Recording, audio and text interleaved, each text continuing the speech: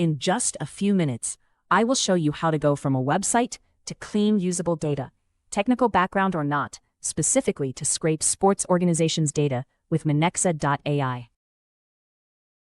Go to the page where the list is already loaded. That is the only requirement.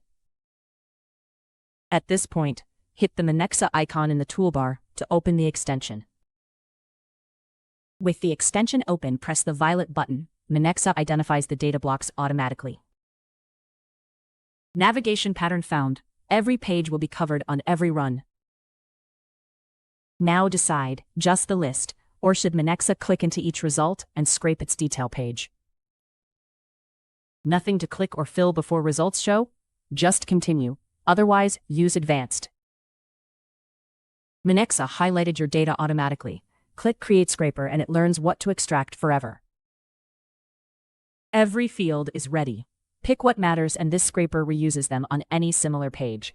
You'll see fields like organization name, recognition status, and funding details, all structured for easy use. For the technical side, click API Request. Proxy and JS rendering are already handled for this site. Click to confirm the configuration, and the scraper is locked in. The navigation button is already highlighted. Minexa found it without any input.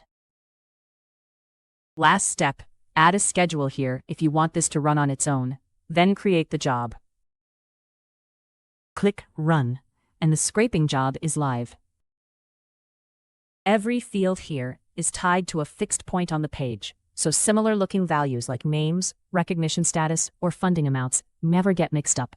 You get clean rows with sports organization names, their recognition level, funding details, and contact info, all clearly aligned and ready for use. Hit Export and the full dataset downloads immediately, ready to open and use. Whatever data you see on a website, Minexa can extract it. For developers, it does it without token costs, without hallucinations, and without a scraping stack to maintain.